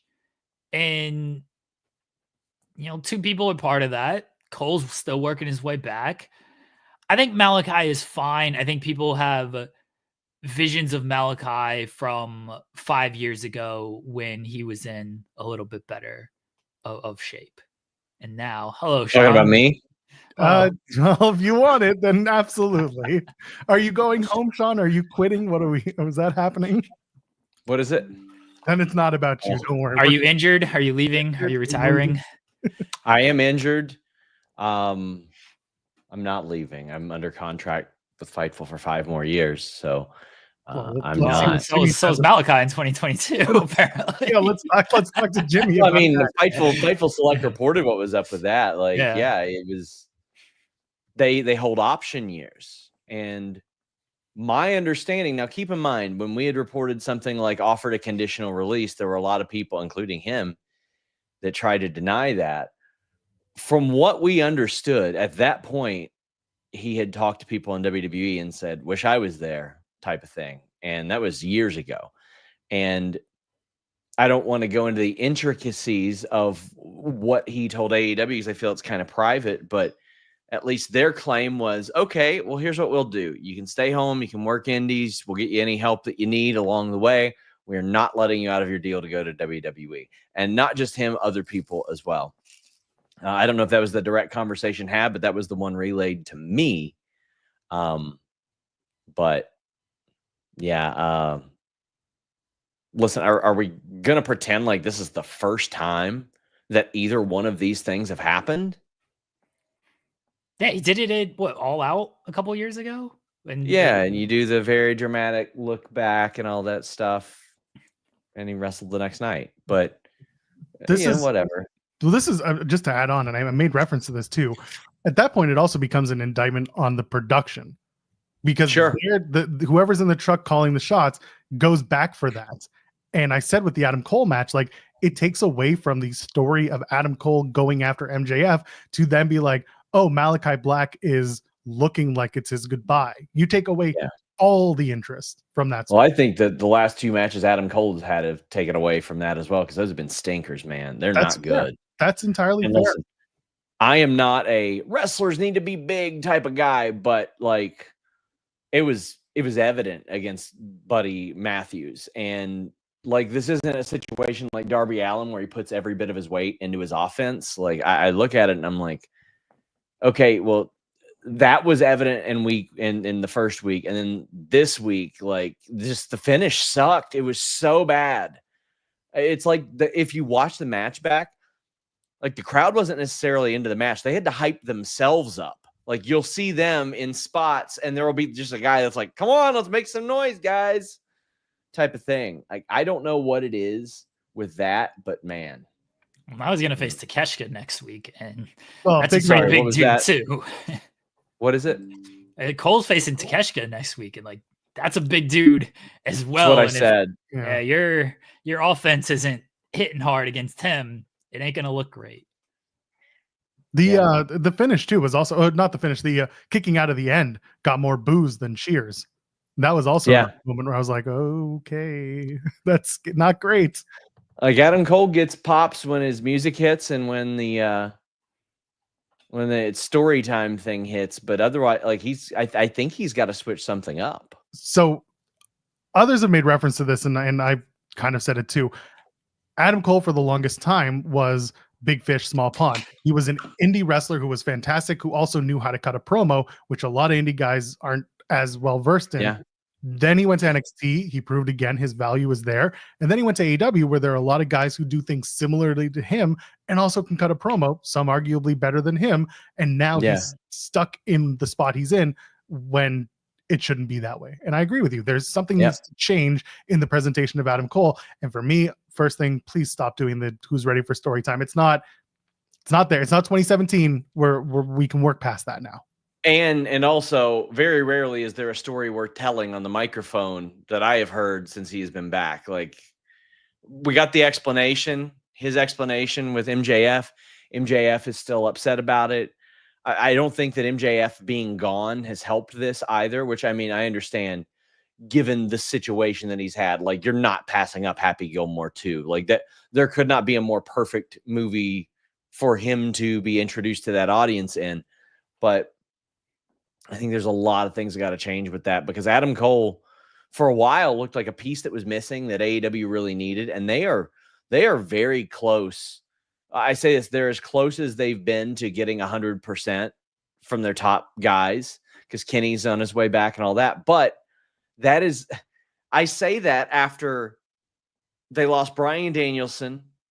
Earlier this year, they lost Sting, and you can say, oh, well, he wasn't a top guy. Yes, he was, regardless of what you think. He that's what he was, even if he was a tag guy. And then, 14 months ago, they lost CM Punk. And those are, you could argue, the three biggest stars that they had as far as star power goes. Moxley, if you argued that, I would agree. But, like, I think that has harmed him a little bit as well. Big Bill in his Talk is Jericho interview really put it perfectly. There's a difference between getting over, being popular with the audience, and being over with wanting to have people part with their money for your name alone. Yep. And those names you just mentioned are names that by and large people wanted to part with their money to see. Sting sold out the Greensboro Arena. Like that, you can't tell me it was the pay-per-view. It was Sting's match that got people in the door. And this is, like, MJF's got plenty in the tank, and he's shown that he can move the needle there. But, like, there's some other guys, like Kenny Omega's 41, and we don't know how he'll perform after this. Hopefully, great. But I mean, clearly, at some point, he and the Young Bucks were needle movers to the point to where they could anchor a company around them. I mean, now we see that Cody Rhodes could have been one of the top draws. So when you lose 4 people over the course of 2.5 years that could or would have been major draws for that company, that's tough. And you gotta find something that's going to catch fire. I remember Bruce Pritchard would always say, like, in the mid 90s, he would say Vince just needs a hit. And I think that's what AEW needs. Oftentimes that hit has been Hangman Page, and Swerve has been that hit a couple times. So I think that they got a new TV deal. It's not doom and gloom, anything like that. But I think that they need another big hit. And I don't know what that is. Swerve and Hangman was it for a while, and now you got to do something else. But what'd you make of the ratings, Sean? We don't like to talk too much ratings on here, but, like, I was surprised that NXT moving nights still kind of outdrew AEW.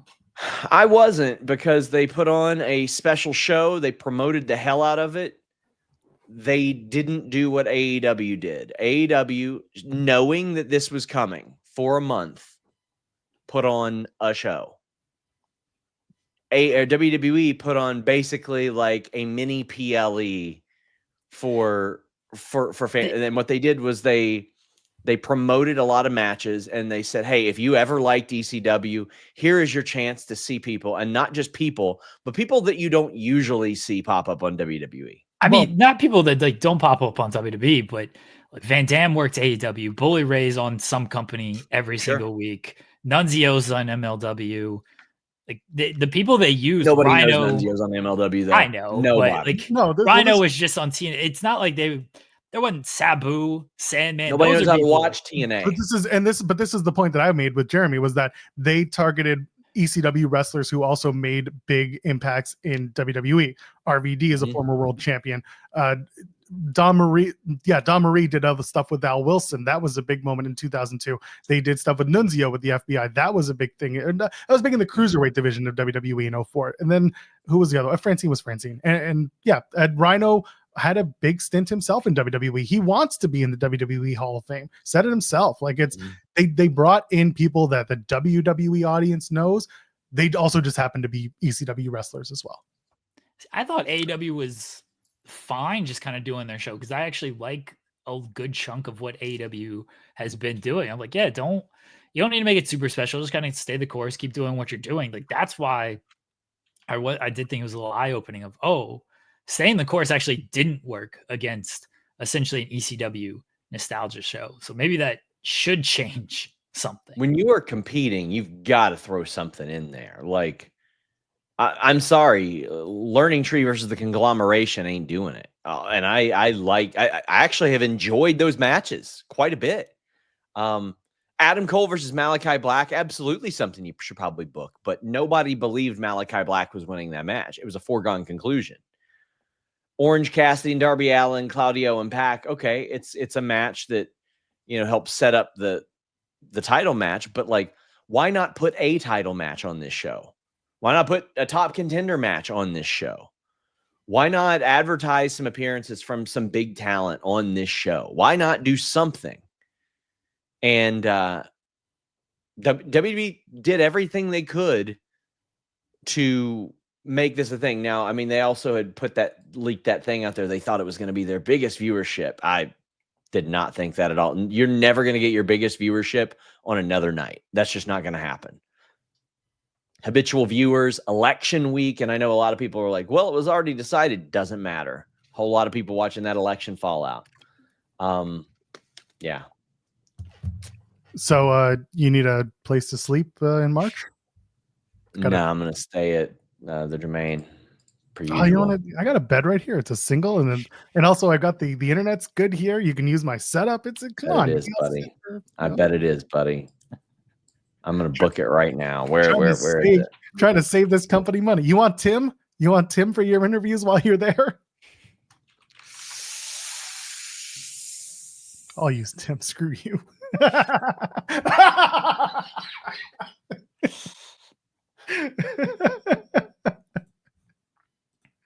I'm so fired.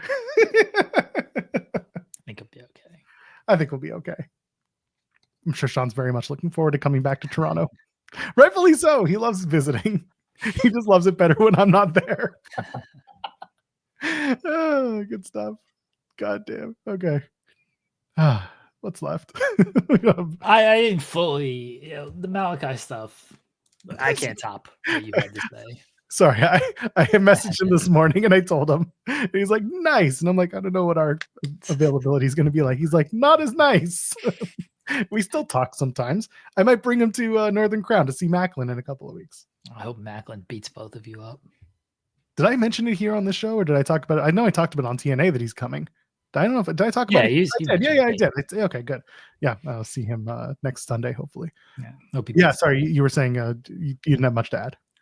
I don't think it did anybody any favors. I don't think it did the company a favor. I don't think it did Malakai a favor. Maybe not the way he wanted, or maybe it was the way he wanted. I don't know. I definitely don't think it did Adam Cole any favors. And now next week, Cole and Takeshita, I think Cole's got to lose that match. I think so too, because you can't continue having Takeshita eat pins. He's your international champion.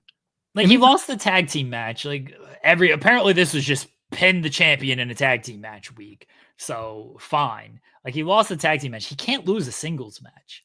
He can't. It makes no sense for him to lose a singles match. Maybe they do a DQ finish, like, but for a company that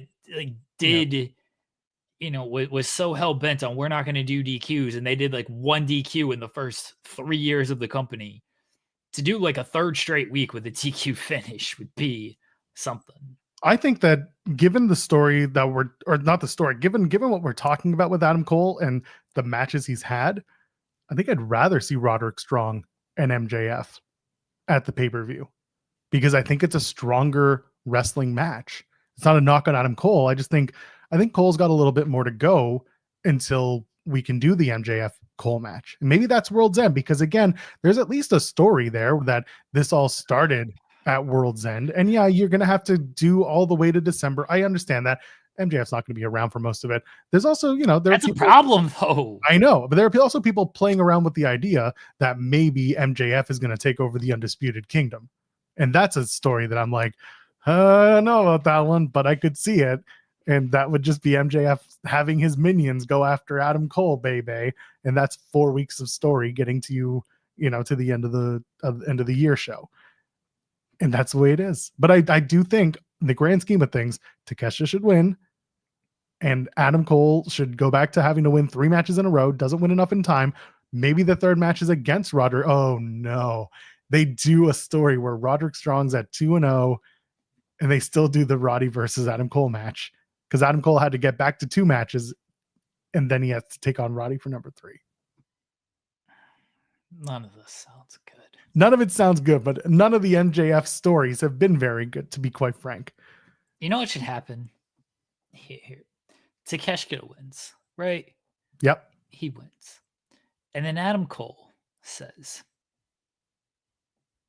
okay, I've been bested. I maybe need to reevaluate things. Maybe MJF consumed me too much. I'm going to take time away. And then Adam Cole leaves and he's off of television. Bring him in to work some dark matches to get it, not AEW dark, but to get some legs underneath him a little bit. But Adam Cole leaves. And then MJF, he faces Roderick Strong at Full Gear. He beats Roddy. And then MJF just does whatever MJF is going to do for the next month or whatever. At World's End, MJF returns. And he's like, I'm coming back after the AEW World title. He makes a declaration. I'm going back after the AEW World title. 1 year ago, I lost the title. I'm looking to regain that. And then the lights go down and the devil mask hits the screen and Adam Cole's music hits and he comes out and MJF is just like, nope, this fucking sucks. Nope. And he just leaves and we never hear about this story ever again. I'm all about it. I love it. Let's hit a couple super chats. Pat Ferrugia sends a super chat saying, I'm biased, but Eddie Kingston being gone hurts AEW a lot. It does in its ways, because Eddie Kingston's a very popular character. People really like him, myself included. He'll come back and hopefully it'll be stronger than ever. But for now, he's gone, and it hurts the AEW like grittiness, because that's one thing that Kingston brought to a product that was presented as a grittier presentation of wrestling. I would like to see that back, but I also want to see Eddie Kingston healthy before that happens. Eddie Kingston brought a sense of urgency to everything he does. And that, especially this mock storyline, is something lacking. It would be so different with him there. Yeah. 100%. SP3 popping for a few minutes, came into one of Jeremy's dramatic monologues about fantasy books. That's one of my better ideas. Just them just dropping that whole thing. I just love the idea of it, this big dramatic, and it's the devil mask. Yeah, it comes out, and MJF is just like, nope, and he just leaves. He doesn't even leave through the crowd. He leaves through the front. He like knocks Adam Cole's shoulder, just like, not happening. That's it. No, thank you. Ten Rizzo sent a couple super chats. First one was, wrestlers like Miro, Malakai, Andrade, etc. have become way too complacent and need to realize they aren't digging ditches or poorly paid. Do your job. This is a common take that I've seen. Andrade finished up, went over to WWE. Doesn't seem to be. Listen, if he's having any problems, you ain't hearing about it. Put it that way. If he doesn't like where he's slotted, like, that's it. And that's always been a knock on Andrade, is that he always thinks he should be the main event guy. Everyone loves him and everyone should be, bowing towards him. He is where he is now. He certainly shit ain't getting out about how he feels now. Malakai, we've talked about ad nauseum. And Miro, he had requested his release. We don't know where that stands. He's sitting at home, and whatever that means is what it is. And there was another one as well. I just get annoyed. This is also Tenrisa saying, I just get annoyed with these wrestlers because they get way more money than teachers and other important jobs, yet they bitch and moan, grow up and think bigger. So this is something that I struggle with a lot, because having worked in nonprofit worlds and working with teachers and working with people who are criminally underpaid for the work that they do, I understand that a lot of the times in the athletic world, in the content creation world, in the entertainment world, you've lost a lot of money and you're hoping that these contracts make up for lost time. That's kind of what that mentality is. You've sunk so much and invested so much that you've either gone into debt or you've been trying to get by. And now this is you reaping your rewards from the system. That system could be changed, in my opinion, but it's also not something that I know how to change. But I agree that there are people in the world who should be making a lot more money. And I don't like necessarily doing the apples to oranges comparison, but yeah, there are people who should be paid more. I don't know if you want to tack onto all that stuff. Yeah, teachers should be paid more. Caretakers should be paid more. Yes. So yeah, there's plenty of people who should be paid more than wrestlers. At the end of the day, a lot of people say this. A lot of wrestlers say this. At the end of the day, like you're wrestling for a living. You get paid. If you're in one of the top companies, you get paid fairly well. You're probably still underpaid, all things considered, based on how much money the company is making. Like these wrestlers are still underpaid. But you're paid to also do a job. And sometimes you just got to do the job. What I say earlier, the money same. Yeah. All right. I'll lose. Do the job. Money's the same. Doesn't matter to me. You're not getting paid less to lose, right? I know, like Jim Ross likes to talk about the mythical winner's purse and everything. Like, the pay window. Yeah, it's cool, like storyline fodder, but like these people aren't actually getting paid less to lose. It's okay. Your money is the same. We could all use more of it. Fair. Looking for SmackDown preview for tonight. Not too much. It's just talking segments. We basically it's an AEW show. It's an AEW show. I don't have much to add about Dynamite. It was a show that existed. There were things that were good. There were things that were not so good. I really hope that they come back next week stronger. And I really hope that they tie up some of the production issues that continue to frustrate me. And I know I'm not the only one. I'm just maybe one of the people who gets to talk about it on any platform. So my hope is that it gets worked on. And I feel like maybe I'm talking too much about ratings this week. I was legitimately stunned that NXT won the night. Like, honestly, like you really shouldn't. You shouldn't be. It was, again, I don't want to say it. I don't want to say it out loud, so I'm going to wait until we're off the air. Okay, put it in the private chat so I can at least react to it. Okay. Keep giving your thoughts. WWE did a great job promoting this show. They promoted the show for what it was. Like, I think their promotion of the show was much better. I don't know if AEW took it lightly that it was an ECW nostalgia show. I don't know what it was. Like, I thought that AEW made the right call of like, hey, we got some good stuff going on. Let's just kind of keep doing our thing and it'll be okay. And clearly it didn't work. Like, to me, it feels like it might serve as a wake-up call for AEW. At least I kind of hope it does. Let's see. I mean, yeah, fair. Like, I'll say it. Sure, you can go ahead and say it. Look, I've been trying to not be as out there, and I really shouldn't be censoring myself for this shit, because again, I give so much. I said it to him publicly.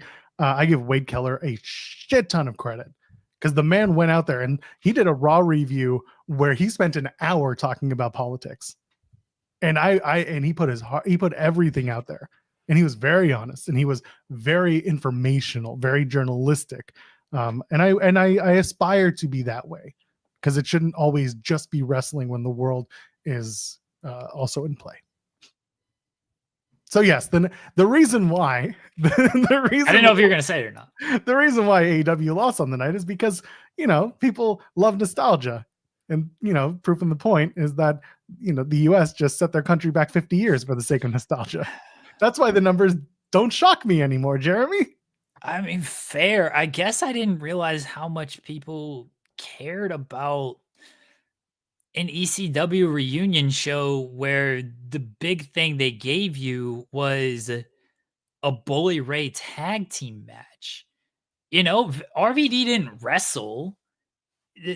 Dawn Marie was a referee. Nunzio, like you knew he was like teased and everything, but the big nostalgia was here's Bubba Ray Dudley teaming with Trick Williams against Ridge Holland and Ethan Page. I guess the nostalgia was like the ECW arena and that vibe and everything. And I guess that sells. I mean, they did a full-on like ECW-esque package to open the show. I like, truthfully, like, man, they beat AEW on vibes, dude.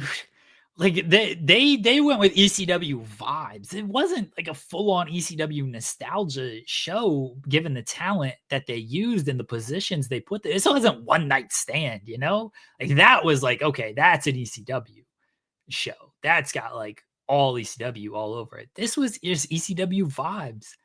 They beat AEW with an ECW vibe show. Like that's, again, that should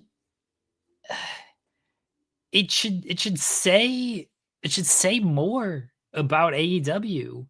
Anyway, SB3 saying that ECW win because it's on network TV and that's a boost. Their rating was lower last week though. SB3, their numbers actually increased from last Tuesday's show, their normal time slot and everything, to Wednesday where they were up against AEW. Like I know it's network, I get that, but like it still went up from their normal time slot and everything. So I can't just chalk that up to, oh, well, it was on that. Like they had a tougher wrestling head-to-head competition there. It should serve as some type of wake-up call to AEW of like, man, we lost to a show that just had ECW vibes. What are we doing that's wrong right now? Because something's got to be wrong. We can't just continue to be like, oh, things are fine, it's okay. And there's some good stuff, but like clearly something's wrong. Maybe they just need an undisputed tribal chief acknowledgement ceremony. You do that with the Hurt Business. Well, see what goes on, because WrestleVotes is now saying that that's a source planned for SmackDown in Buffalo. Hell yeah. Undisputed tribal chief acknowledgement ceremony, the UTCAC. Have fun with that. And also, Sami Zayn's going to hash out his issues with Roman Reigns. And I'm looking forward to this. This should be a good one. I don't think we're going to feel Usi tonight. I think we're going to get there, but I don't think we're going to do the feeling Usi just yet. I'm pumped for this segment. Hope he just tries to make Jay crack one up. Throw the one up as the OTC comes out. Yeah, I'm excited. Let's go. Let's see how that goes. Cody Rhodes going to be advertised. I'm sure Kevin Owens going to knock out Cody Rhodes using the new Ring of Honor. Sorry, the Ring of Crown. Is that, I don't know what to call it anymore. It's the Crown Jewel ring, right? Crown Jewel Championship ring. The Crown Jewel Ring of Honor. I hope Kevin cuts Cody's finger off. Like, damn, let's go full bore. we'll go full Saudi on this. Yeah, because like, you know, Cody, he put that thing on. It looked like he couldn't get it off. So Cody should come out and be like, I've been wearing this thing all week. I've not taken this thing off once. And it's because like he can't, and that's why it can't come off of him. So Kevin's just got to like lop his finger off with this thing. That would rule. All right, what else is there? And then Motor City Jack Cartwheel is WWE ID'd. Hey, did they announce it? Yeah, they call it Jack Summit. Jack Summit. He's gonna reach the Jack Summit. He's my Summit, baby. Good for him. We should probably release the interview we did with him at GCW in the summer. All 3 minutes of it while he was trying to get in the car to go. Look at that. All right, good for Jack. We'll talk about that on Monday maybe. But last thing is, Motor City Machine Guns are on Grace Waller effect. I got to get out of here because my kid just came back. So, hey, anything to plug? Good on Jack Summit, Jack Cartwheel being a WWE ID. No, I don't want to hold you up too long. We're good. We're fine. Good old Jack. I'm going to message him in a minute and say, hey, congratulations, you dude. We'll be back on Monday. 10 a.m. Eastern. Allegedly. Doing the thing, allegedly. Talk about SmackDown. Maybe talk about the rest of the wrestling world. New Japan, MLW. There's so much wrestling. It never stops. Tell your friends about the show. Let's keep going, shall we? I'm on Blue Sky. I'm on Threads. Joel Pearl is where you find me. Jeremy Lambert for him and for me. Ladies and gentlemen, friends beyond the binary. Like I say, we'll see you in the next one. Wait. What? Oh, it's Friday. Friday. Do it. Do the thing. Can't find it. Oh, I hope no one got rid of it. I didn't touch it. Mana, the final boss. And here we go. This is how good. The final. God damn, that's good shit. God damn, that's good shit. Have a good weekend.